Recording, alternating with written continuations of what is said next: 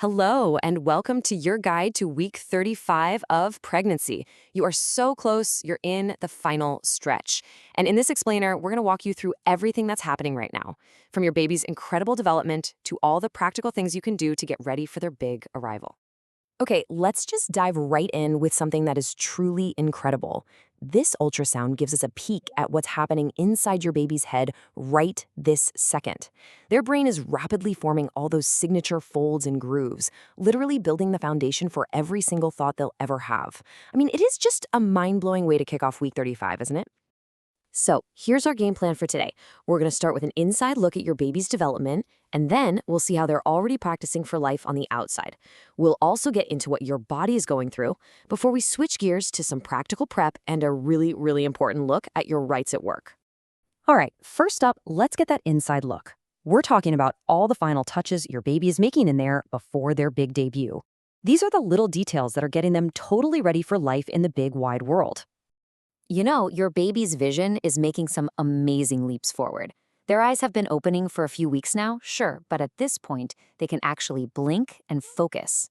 Their pupils even react to light filtering into the womb.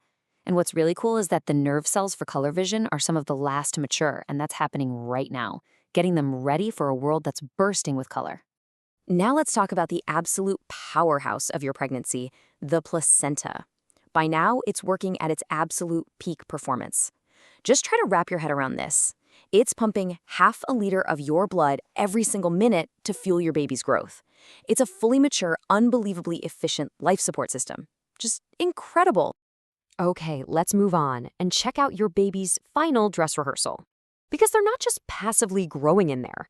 Oh no, they are actively practicing all the built-in skills and reflexes they're going to need from the very second they're born. A perfect example of this is the suckling reflex. This is one of the most essential instincts for survival, right? Your baby has been practicing this for a while, but by week 35, they're strong and coordinated enough to do it with real purpose. And look at this. We can actually see it happening. This ultrasound's captured this beautiful, perfect moment of a baby sucking their thumb. And you know, it's not just a cute little habit. This is a critical practice session. They're learning to coordinate the very complex actions of breathing and swallowing amniotic fluid, getting totally ready for that very first feed. And that reflex doesn't work alone. It's got a partner, the rooting reflex. After birth, whenever you gently stroke your baby's cheek, they'll instinctively turn their head towards you to find food. It's this perfect 1-2 punch of instincts that makes sure they know exactly how to eat from moment one. Okay, so let's shift gears and talk about you. This is your body's final act, and it definitely comes with a whole new set of signals. We're talking new aches, new pains, and changes you can literally see and feel every single day. So let's decode what's going on. Right, this is probably one of the biggest questions on your mind right now. Is this it? This slide really breaks it down.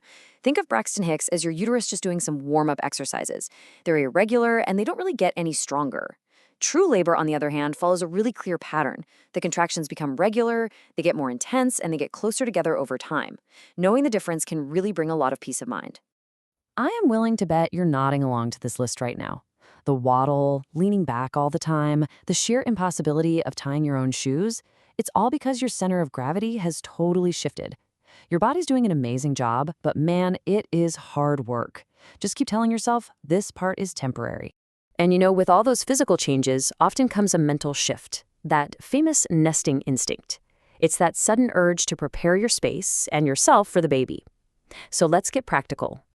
So if you're planning to breastfeed, being prepared can make a world of difference. This little checklist here is based on advice from an experienced mom, and it covers the basics. Things like getting fitted for a good nursing bra now, having some nipple cream handy, and getting a comfy pillow. Trust me, these things can make that initial learning curve feel so much smoother. Oh, this is just fantastic advice. Having help after the birth can be an absolute lifesaver, but it's also a really personal, intimate time for you and your partner to bond with your new baby. The key, like with so many things, is balance. It is perfectly okay to set some gentle boundaries so you get the support you need, but you also get to do things your way. Okay, let's move on to our final section, and it is a really important one. Trying to understand your rights at work can feel pretty complicated, but knowing the facts empowers you to make the best possible decisions for you and your family. In the US, the main law you need to know is the FMLA. If you're eligible, it guarantees you up to 12 weeks of unpaid job-protected leave. That means your job will be waiting for you when you get back, and your employer has to keep up your health insurance. It's a vital protection, but that keyword is definitely unpaid. Now, for a little bit of global perspective here, researchers from Harvard and McGill looked at 173 countries, and out of all of them, 168 offer guaranteed paid maternity leave.